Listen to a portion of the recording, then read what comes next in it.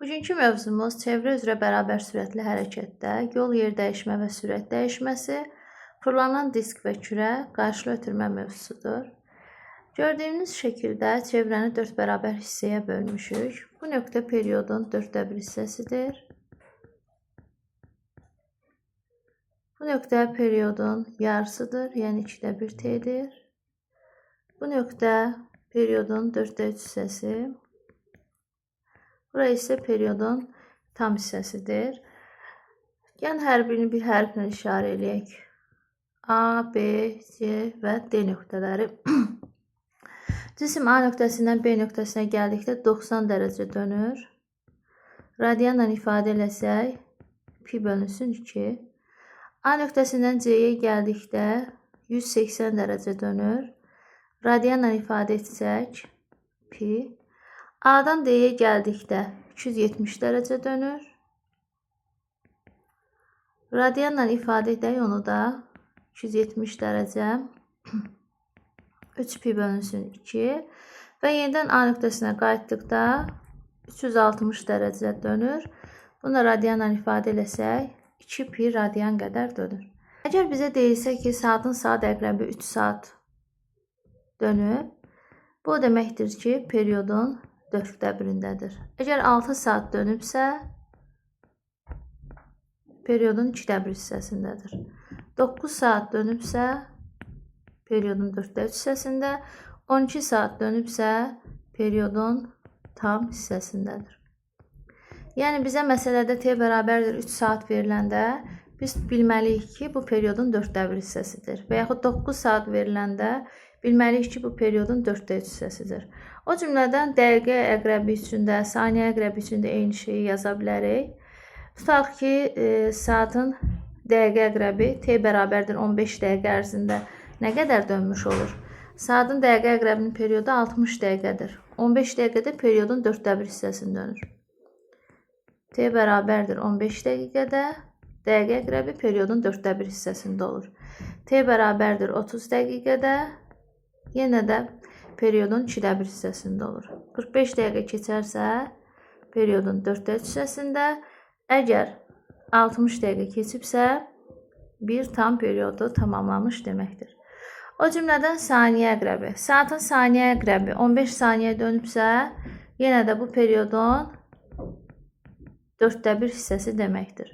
30 saniyə dönübsə, periodun 2/1 hissəsi deməkdir. 45 saniyə dönübsə, periodun 4/3 hissəsi deməkdir. Əgər 60 saniyə dönübsə dəqiqə əqrəbi, o deməkdir ki, tam bir periodu tamamlayıb. Bunları sizə niyə yazıram? Çünki bəzən məsələdə 9 saat veriləndə uşaqlar fikirləşir ki, burada yolu yer dəyişməni necə tapaq? 9 saat verilibsə, siz avtomatik fikirləşin ki, bu periodun hansı hissəsidir? 4/1-idir, 4/3-üdür. Onda məsələni tapmaq sizə daha rahat olacaq. İndi biz başlayaq birinci yoldan. Bilirik ki, çevrə üzrə hərəkətdə çevrənin uzunluğu L bərabərdir 2 pi r düsturu ilə tapılır. Mən indi burada bir cədvəl quracağam. Buraya yazaq yol, yer dəyişmə və sürətin dəyişməsi.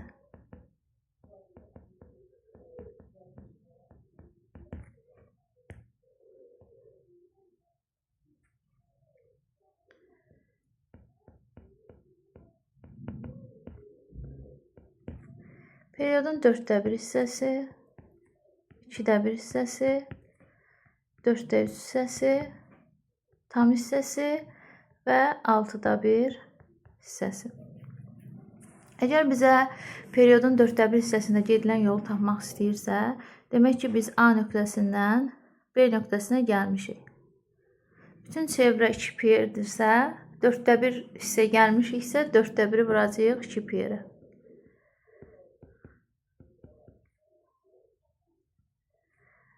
2/1 hissədə 2/1-i vuracağıq 2 pi r-ə. Periodun hansı hissəsi verilərsə, həmin hissəni biz 2 pi r-ə vururuq. Tam periodda 2 pi r, 6/1 periodda isə 6/1 vurulsun 2 pi r yazacağıq.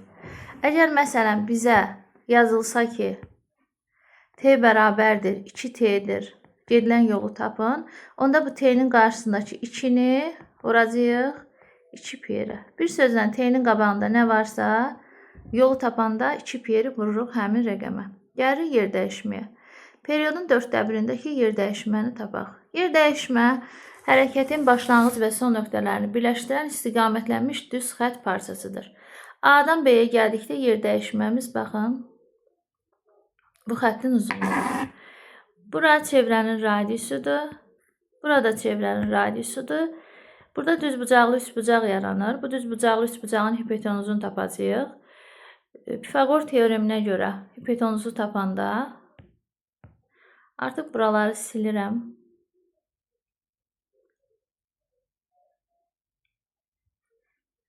Biz hipotenuzu tapanda yazacağıq kök altında r-in kvadratı, üstə gələk r-in kvadratı bərabərdir 2r-in kvadratı. R kökdən çıxdı, 2 qaldı kökün altında. Yer dəyişməmiz olacaq r kök altda 2. 2-də 1t'də A nöqtəsindən C nöqtəsinə gəlmişik. A ilə C-ni birləşdiririk. Bu çevrənin diametridir. Diametr də 2 radiusa bərabərdir. A nöqtəsindən D nöqtəsinə gəlmişik. Fikir verirsinizsə, A ilə B-dəki yer dəyişmə ilə A ilə D-dəki yer dəyişməyə bərabərdir. Kök altda 2r olacaq. Tam periodda isə yer dəyişməmiz 0 olacaq. Bayaq dediyim kimi, t bərabərdir 2t'dirsə, bu deməkdir ki, çevrəni 2 dəfə tam dövr etmişik. Bütün tam periodlarda yer dəyişmə 0'dır. T bərabərdir t'də, 2t'də, 3t'də. T'nin bütün tam misillərində yer dəyişməmiz 0'a bərabər olacaq. 6-da 1t'də bəs yer dəyişməni necə taparıq? 6-da 1t o deməkdir ki, çevrəni 6 yerə bölmüşük. Çevrəni 6 yerə bölmüşüksə, çevrənin daxili 360 dərəcədir. Deməli, 6 yerə böləndə, 360'ı 6-ya böləndə 60 dərəcə düşür. Biz burada kosinuslar teoremindən istifadə edəcəyik. Bir dənə şəkil çəkək.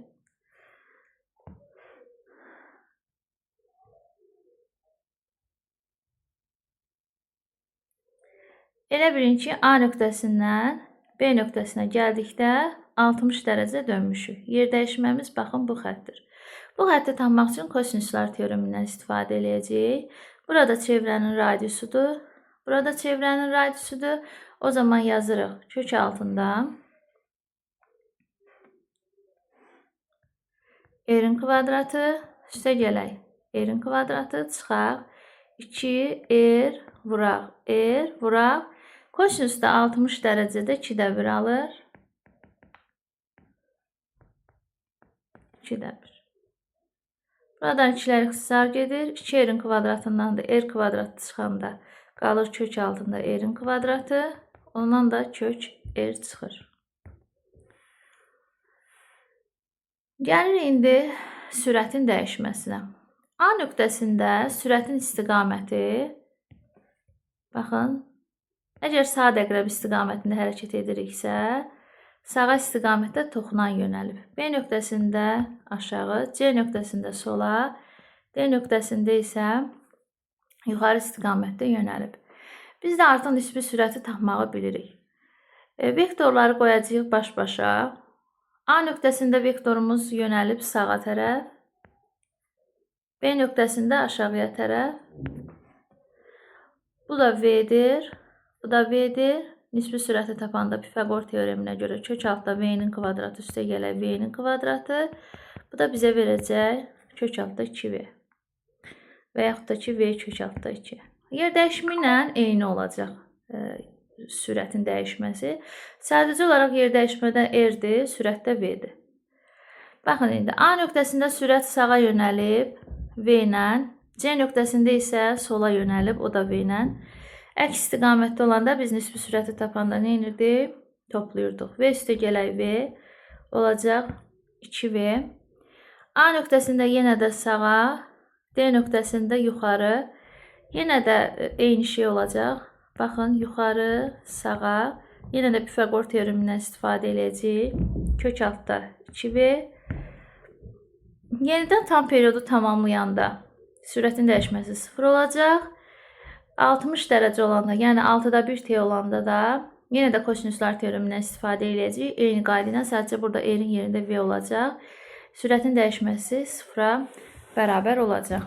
Fırlanan disk və fırlanan kürə. Fırlanan diskdə və fırlanan kürədə period, tezlik, bucaq sürəti və dövrlərin sayı bütün nöqtələrdə eynidir.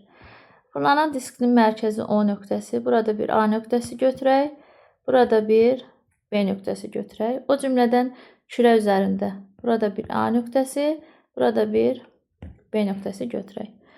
İstənilən bütün nöqtələrdə period, tezlik, bucaq sürəti və dövrlərin sayı eynidir. Yəni bizə soruşulsa ki, TA-nın TB-yə nisbətini tapın, bərabər olacaq 1-ə.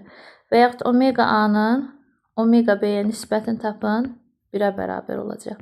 NA-nın MB-yə nisbəti 1-ə bərabər olacaq. O cümlədən dövrlərin sayının da nisbəti bütün nöqtələrdə 1-ə bərabər olacaq.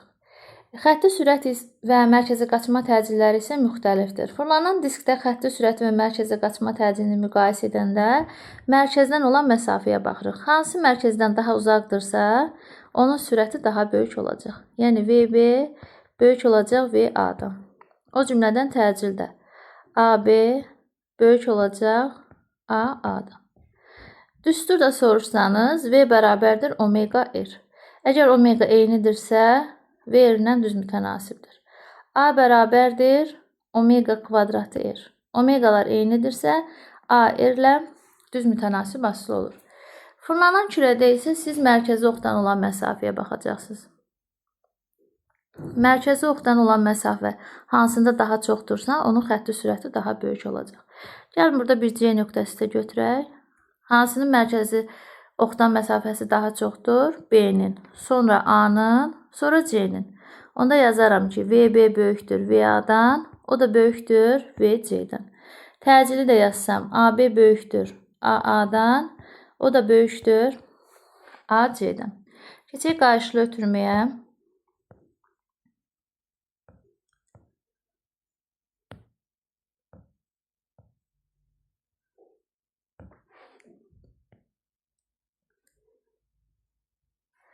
Bu olsun birinci çevrəmiz, bu olsun ikinci çevrəmiz. Birinci çevrənin radiusuna R deyəcəm. Daha doğrusu ikinci çevrənin radiusuna R deyəcəm. Birinci çevrənin radiusuna 2R deyəcəm. Birinci və ikinci çevrələrin sürətləri eynidir. V1 bərabərdir V2-yə.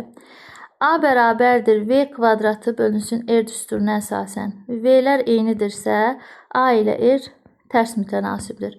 Kimin radiusu kiçikdirsə, onun da təcili daha böyük olacaq. Yəni A2 A1-dən böyük olacaq. A bərabərdir omega V düsturuna əsasən. V'lər eynidirsə, A ilə omega düz mütənasibdir.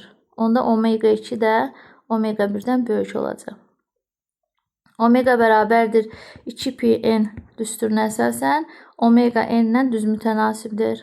Onda n2 də n1-dən böyük olacaq. O cümlədən 2πn bölünsün T düsturuna əsasən n2 də n1-dən böyük olacaq.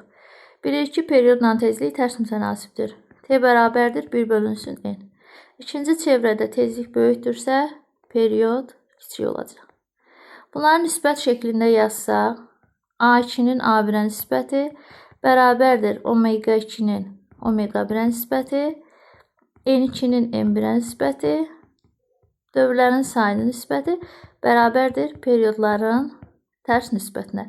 Görürük ki, bu balaca çevrədə bir dənə kiçik olan nədir? Perioddur.